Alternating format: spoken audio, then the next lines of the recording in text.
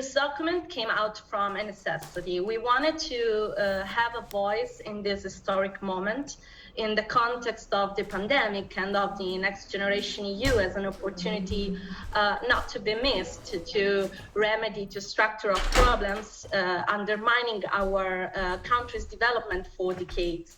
As the Z generation think tank, motivated by the desire to give a voice to the request of the youngest Italian citizens with an independent, constructive and accessible spirit, we issued this document with the dual purpose of proposing solution to the country's structural problems and to have a positive long-term impact, especially on the future of the younger generations. Among the missions of the Italian National Recovery and Resilience Plan, we have focused on three macro themes that can most deeply, according to us, influence life opportunities of young people, particularly digitization, education, and the works toward and infrastructures for sustainable mobility and territorial cohesion. Well, because of the focus of this panel, I am going to deal especially with the last macro theme developed, infrastructures for sustainable mobility and territorial cohesion. We started from the assumption that there is a close link between sustainable mobility and the inclusion of young people. To analyze the problem and propose our solutions in this field, we considered three aspects of the Italian territory. Territorial disparities, inequalities between not only the north and the south of Italy because of a lack of infrastructure, but we also analyzed the marginalization of the hinterland and the great divide between central and peripheral areas in the same city. Well, talking about urban areas, we investigated the consequences the marginalization of the periphery has on youth.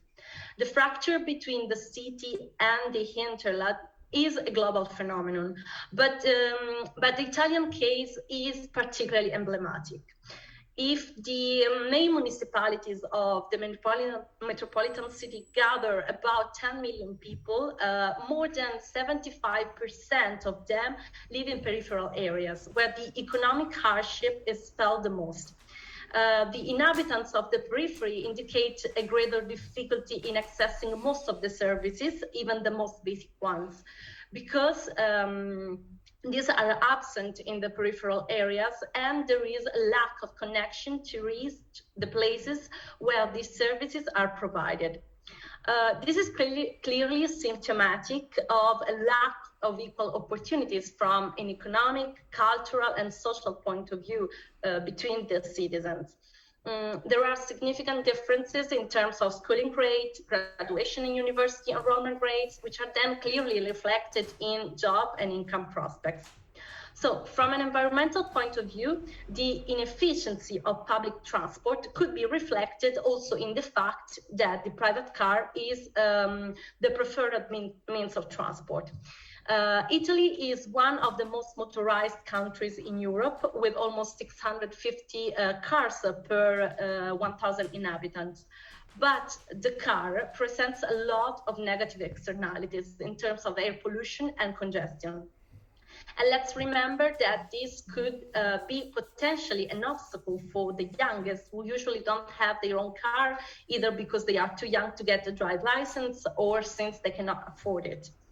So to ensure that everyone can, let's say, grow up and live with the same opportunities regardless of their neighborhood of birth, it has to be granted the right to mobility, which is the right to move, having the freedom to choose how to do it in economic, social, and environmental conditions that are most beneficial for the community at all.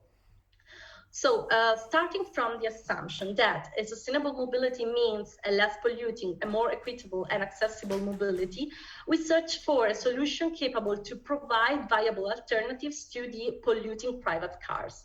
A solution which was not limited to public transport, which often does not reach those peripheral areas.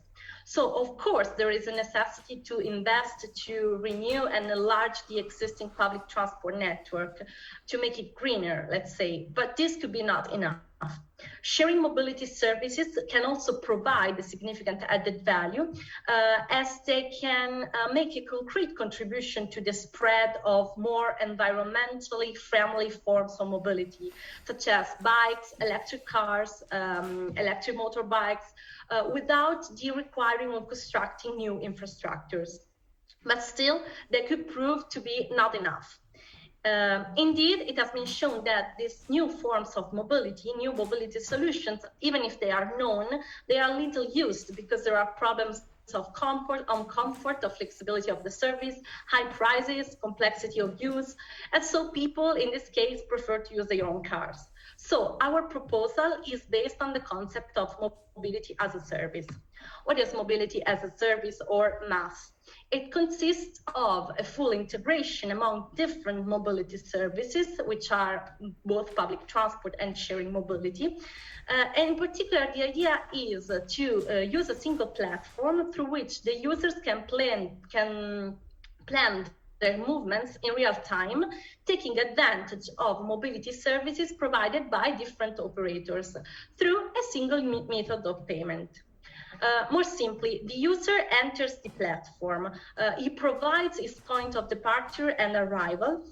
The platform shows him all the means of transport he can use to make his own route, providing a single payment, let's say a single ticket on the app, which then itself redistributes the profit to all the various operators.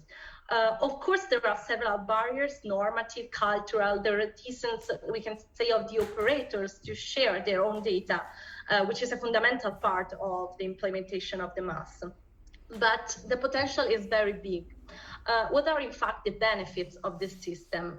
Well, of course, it fosters innovation, innovative solutions. It allows more targeted investments and more efficient allocation of public resources, since it implies, as I was saying before, the sharing of data of the various operators and customers. But for the youth, what is the impact on young people?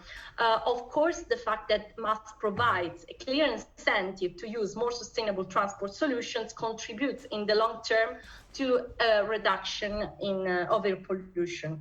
But what we believe was the element that benefits the youngest the most is the elimination of the need to purchase, to use a private vehicle. In fact, connecting sharing mobility services and public transport, there is a very high probability that the user will find a combination to get its own destination in the simplest way possible. Providing a seamless, high-quality mobility at very low and competitive prices, of course, we thought it could potentially replace the car in the urban context. Making mobility, as is written in the slide, more efficient and equitable for young people, and providing new opportunities also for those who live in the suburbs, allowing them to use this type of services at a reduced cost. Thank you for your attention, and this was a very short resume of a part of our work that we developed also thanks to the help of the experts of the sector, of course. And I'm here to give you any clarification as far as I can answer.